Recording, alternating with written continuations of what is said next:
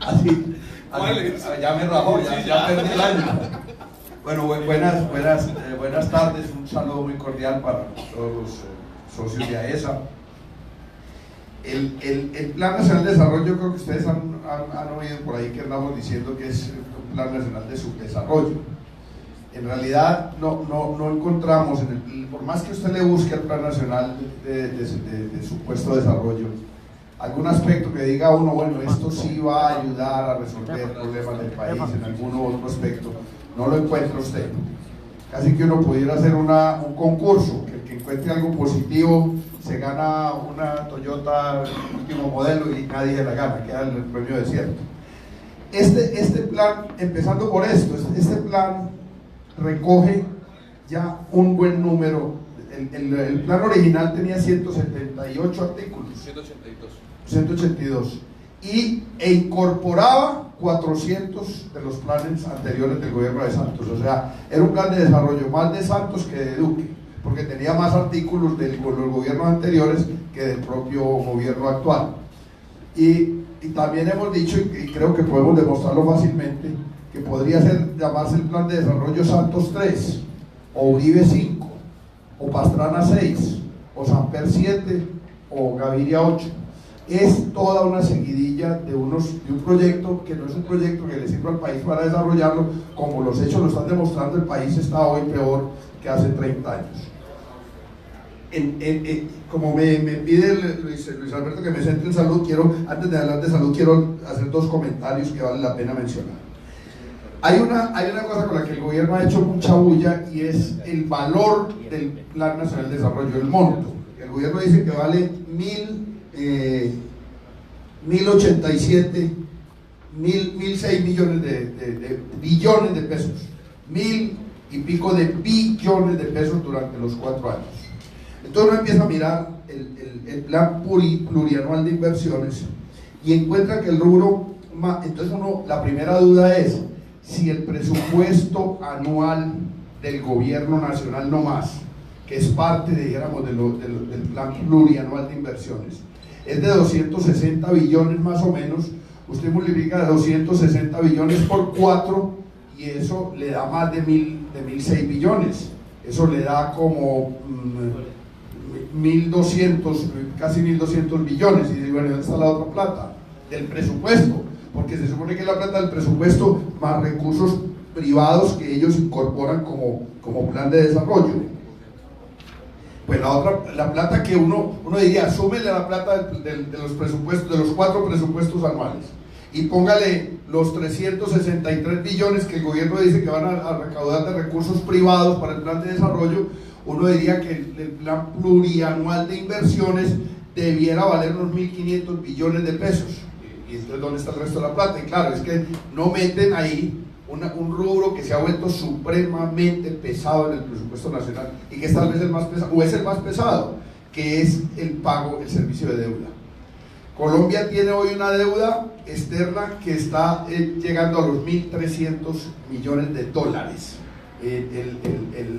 Una cifra realmente, 130.000 millones de dólares.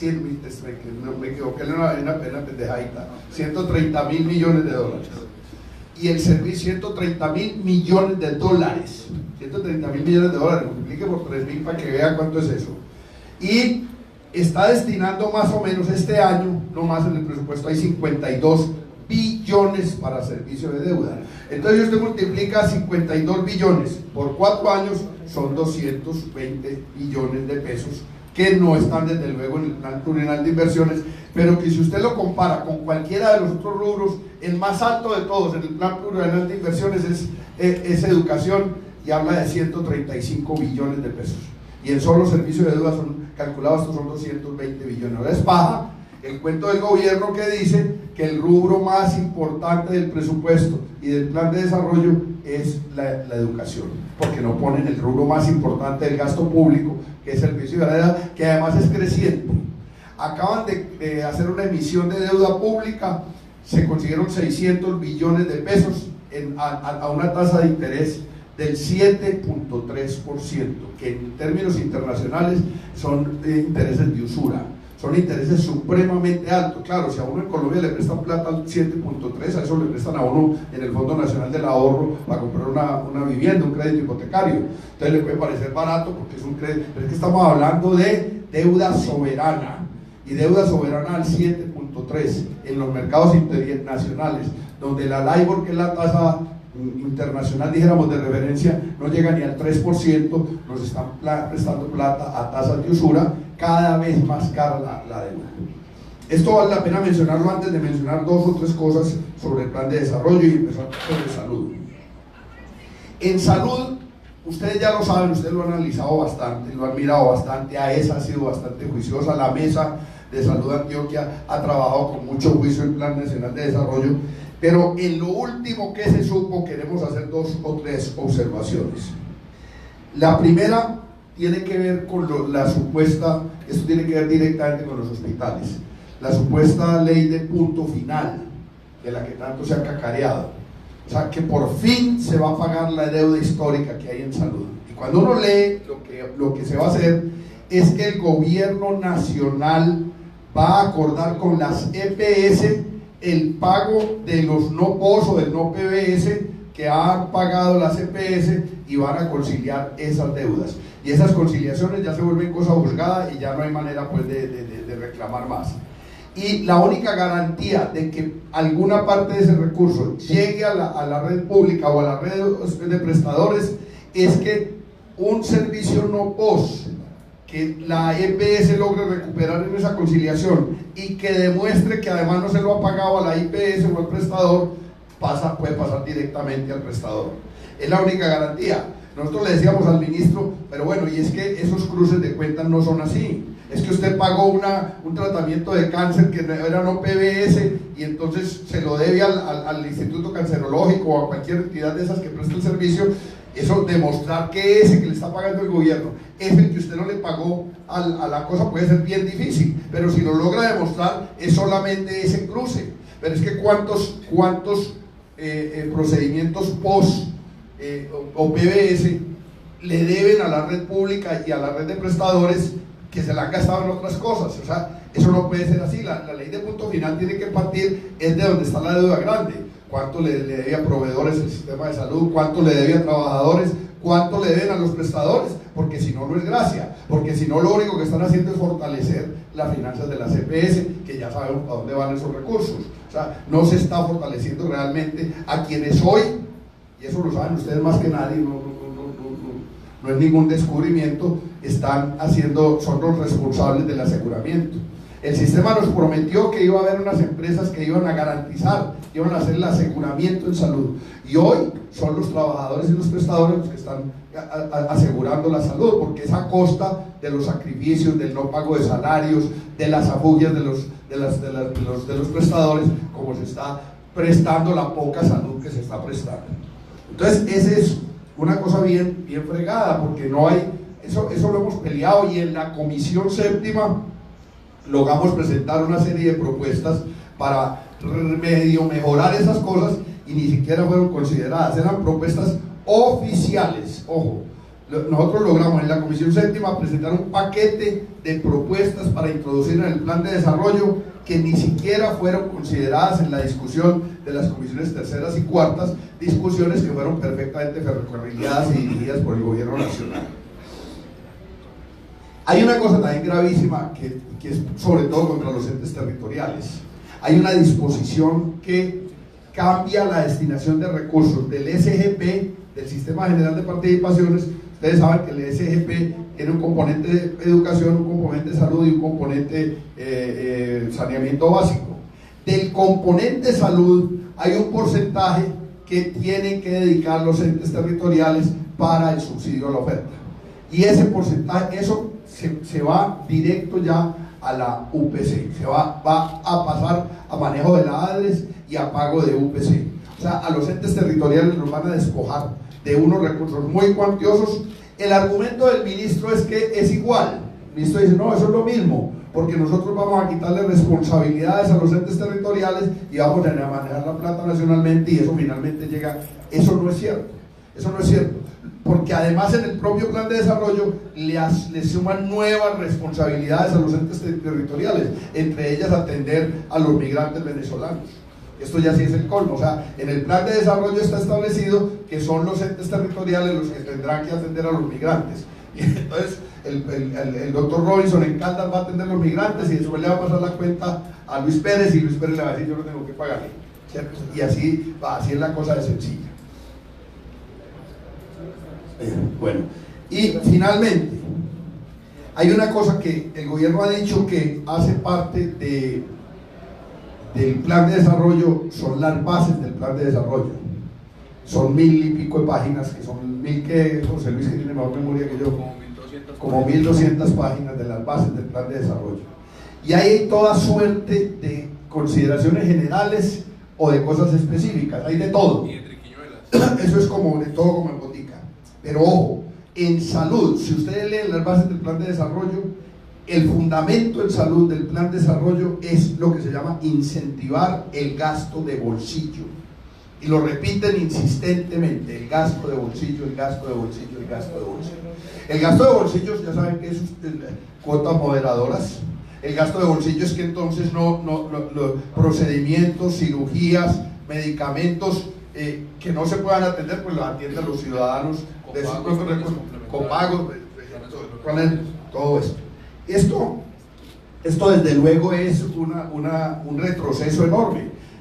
La pelea que hemos mantenido, pues quienes hemos tenido el punto de vista de que la salud es un derecho fundamental y que no puede ser un negocio, es avanzar hacia la cobertura realmente universal de la atención de la salud, la enfermedad, como se quiera llamar, y sobre todo hacer un énfasis enorme en salud pública y en promoción y prevención. Y aquí en este plan de desarrollo, promoción y prevención, cero, porque es que los planes de desarrollo a veces no son malos tanto por lo que dicen, sino por lo que no dicen. Hay muchas cosas que ni se mencionan o se mencionan marginalmente, sin ningún compromiso, sin ninguna obligación y sin ninguna meta. Y si no hay una meta, pues no hay nada para cumplir. Entonces, el tema de salud pública también es un retroceso. Ahora, hay un retroceso entre lo que estaba inicialmente planteado en la propuesta y la ponencia final, que nos dicen que se aprobó tal cual la presentaron en el tema de salud, que es el tema que denunció Luis Alberto Martínez en un trino recientemente. Es el tema de que el giro directo era una obligación, una disposición obligatoria que en los casos en que hay que hacer el giro directo. En la última reforma quedó introducida una palabrita que dice: podrá realizar el giro directo. Podrá realizar el giro directo.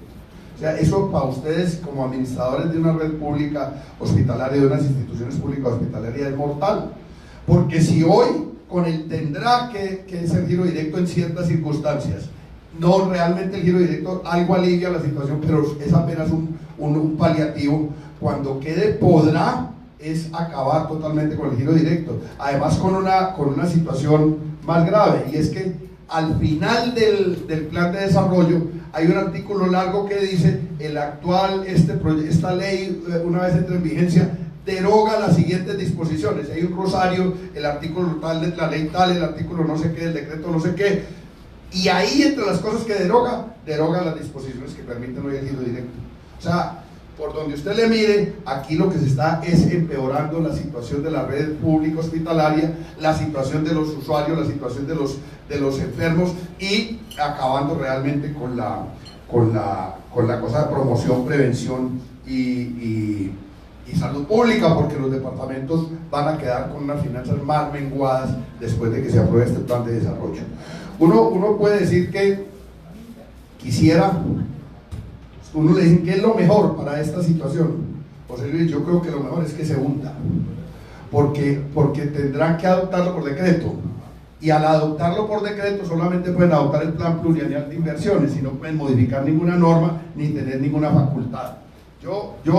Uno dice: hay que bregar a mejorarlo, hay que hacer un esfuerzo por conciliar y por llegar a algunos acuerdos, pero finalmente, como aquí hay un lío que es de antidemocracia en el país, el Plan Nacional de Desarrollo no admite un solo artículo que no tenga el visto bueno de la directora de Planeación y el ministro de Hacienda, ni un solo artículo. Mejor dicho, si el ministro de Hacienda se rancha, no se introduce ninguna modificación, así seamos desde 176 representantes a la Cámara, estemos 177 a favor de cambiar un artículo, no se puede cambiar si el doctor Carrasquilla no hace así. Si el doctor Carrasquilla le hace todas las propuestas así, no pasa, y el gobierno queda facultado para adoptarlo por decreto. Eso pues creo que lo saben ustedes, eso es del ABC, pero es de una gravedad enorme, porque un gobierno con esta actitud frente a la salud, frente a la red pública, pues obviamente no va a permitir que mejoremos estas cosas, a menos que haya una circunstancia política que lo obligue, o que haya una movilización ciudadana muy grande que lo obligue a recular en estas decisiones. Nosotros hemos estado trabajando muy de la mano con las centrales obreras y con las organizaciones sociales, con lo que se llama el Comando Nacional Unitario, que andan promoviendo una movilización nacional para abril, un paro nacional obrero, un paro nacional, los maestros dicen que van a hacer un paro nacional indefinido, algo que movilice, que obligue a que nosotros peleando en el Congreso y la gente moviéndose en la calle podamos hacer algunas cosas positivas. Miren lo que pasó, por ejemplo, esta es una anécdota importante sobre lo de las confecciones. En un momento determinado casi que le metieron un mico al gobierno. El presidente de la Cámara, que es copartidario aquí de José Luis Chacón, que es un político bravo, hubo un momento como de descuido del ministro y les metió un artículo para subir los aranceles de las confecciones. Y andan furiosos con eso y van a hacer todo lo posible por tumbarlo. Porque no, de hecho fue un descuido. Yo me imagino que el regaño que le pegaron al funcionario que estaba en ese momento en la sesión fue el macho, porque el propio viceministro de Comercio Exterior estaba llamando a hacer lobby para que ese artículo de un pequeño aumento en los aranceles, no es una cosa del otro mundo, no es una cosa que, es más, por debajo de lo que autoriza la Organización Mundial de Comercio, y andan haciendo de todo para que ese artículo en plenaria lo eliminen, y seguramente el ministro va a hacer así, y yo creo que con salud va a ser lo mismo. La esperanza está en que logremos que la ciudadanía se mueva, en que la gente de salud se mueva, que hagamos algún tipo. Yo creo que alguien decía ahora, aquí hay un poco de cosas que ya dan para marchas otra vez, y marchas de batas blancas yo creo que sería una cosa muy importante en este periodo para exigir. AESA ha hecho una serie de proposiciones para introducir, que se pueden introducir en el debate en plenarias, y pelear alguna de esas cosas tiene que tener un gran componente de movilización ciudadana. Allá estamos con José Luis, nos hemos entendido muy bien en la Comisión Séptima. Vamos a ver si logramos hacer pasar el proyecto de ley, que seguramente él va a explicar ahora algunas cosas en las que hemos acordado unos avances. Sobre todo yo reivindico el avance que logramos, es quitarle la facultad de rector del sistema de salud a la CPS. Ese es un avance en ese proyecto de ley, que es iniciativa de José Luis, y lo de quitarle la facultad de rector es un aporte que hicimos nosotros, y en eso nos juntamos para acompañar el proyecto, y parece que tenemos los votos para que pase por lo menos en primer debate. Vamos a ver cómo se evoluciona. Y simplemente terminar ofreciéndoles disculpas por la carrera, pero yo realmente debo salir ya para Urabá, porque si no, no alcanzo, ya hay gente esperándome, y reiterar nuestro compromiso pues con la salud, con la red pública, con los prestadores de salud, que no nos da pena decirlo, con los prestadores públicos primero, pero también con los privados. Nosotros no somos necesariamente amigos de que haya solamente red pública y red privada, y debe convivir y coexistir, desde luego la pública como garante del derecho, pero a todos los prestadores pues los hemos acompañado en las demandas de que se acabe este siniestro sistema de intermediación financiera, que se fortalece. Eso se me olvidaba decir. Hay un parágrafo nuevo que acaban de introducir, violento a mi juicio, porque le faculta a las CPS para invertir parte de los recursos de la unidad de pago por capitación para reasegurar algunos procedimientos y algunas cosas de tecnología que no estén cubiertas por el plan básico de salud, por el PBS. Es decir, un porcentaje de los recursos de la unidad de pago por capitación no van a ir directamente a la prestación de servicios, sino que van a entrar en el circuito de la especulación financiera de las compañías de seguros. Y eso lo introdujeron, es un mico que lo introdujeron ahora, por eso no estaba en el plan original, ese lo descubrimos ahora, después de empezamos a leer la ponencia final. Ah, bueno, pero no me puedo ir sin contarles la anécdota que creo que vale la pena que la conozcan. Cuando estuvimos estudiando el plan de desarrollo, encontramos que el artículo 55 facultaba a la Superintendencia de Salud para autorizar cambios accionarios de las EPS. Y a mí personalmente eso me pareció positivo, porque hoy una EPS puede vender las acciones al que sea, eso es una empresa privada y ellos pueden hacer lo que les dé la gana con sus acciones. Y entonces en principio dice uno, bueno, por fin va a haber la posibilidad de que un funcionario del gobierno tenga la potestad de autorizar el cambio en la composición accionaria de una EPS. Digo, eso es positivo. Pero nos pusimos a estudiar el fallo del Tribunal de Cundinamarca que prohibió la venta de Medimás a un inversionista norteamericano. Un fallo que se profirió en virtud de una demanda que interpusieron José Roberto Acosta y el senador Robledo, y ahí lograron que el Tribunal de Cundinamarca suspendiera la venta de Medimás a un inversionista norteamericano. Y encontramos que entre la argumentación del tribunal y de los demandantes estaba una consideración, es que permitir que un inversionista extranjero compre una EPS es dar garantía de que ese inversionista extranjero, cualquier disputa, cualquier discrepancia que tenga con el Estado o con los privados en Colombia, no se dirima en tribunales nacionales, sino en tribunales de arbitramiento internacionales. Eso es lo que dicen los tratados de inversión y los tratados de libre comercio, que cuando un inversionista extranjero con tratado de libre comercio, en el caso de Estados Unidos, tiene una discrepancia con Colombia, con el gobierno, con un particular, sobre algún tema, esa discrepancia, ese conflicto, esa controversia, no se dirime en los tribunales nacionales ni en los jueces nacionales, sino en tribunales de arbitramiento internacional. Entonces, en una reunión con el ministerio les explicamos que si en esta disposición no estaba claro que el inversionista extranjero que fuera autorizado por la superintendencia o por el superintendente para comprar una EPS no renunciaba expresamente a esa gabela, quedaba en desigualdad de condiciones frente a los inversionistas nacionales, porque los inversionistas nacionales tendrían que ir a dirimir sus controversias en los tribunales nacionales, mientras que los inversionistas gringos tenían que dirimir sus controversias en tribunales de arbitramiento internacionales, que siempre fallan a favor del inversionista, porque son para garantizar los intereses de los inversionistas. Para eso son los tribunales. Los tipos de los abogados del ministerio se miraban como no sabían de qué estábamos hablando. Entonces dijeron, bueno, entonces representante, sí, entendemos que esa es una preocupación, redacte usted cómo quiere que quede el artículo y lo incorporamos. Y bueno, yo sabía que no lo iban a incorporar, de todas maneras lo redacté, diciendo que si el inversionista que iba a comprar una EPS tenía origen en un país con tratado de libre comercio o tratado de inversión con Colombia, debía renunciar expresamente a la posibilidad de que las controversias se dirimieran en tribunales internacionales y tenía que dirimir las controversias en tribunales nacionales. Eso es lógico, porque imagínense una EPS comprada por un inversionista norteamericano, se lleva la unidad de pago por capitación de 6 meses y se la lleva para el exterior, y hay un pleito entre Colombia y ese inversionista porque se llevó la UPC de 6 meses para el exterior, y ellos dicen, no, vaya, reclámele a un tribunal de arbitramiento en Estados Unidos, en Miami o no sé dónde. Eso es absurdo.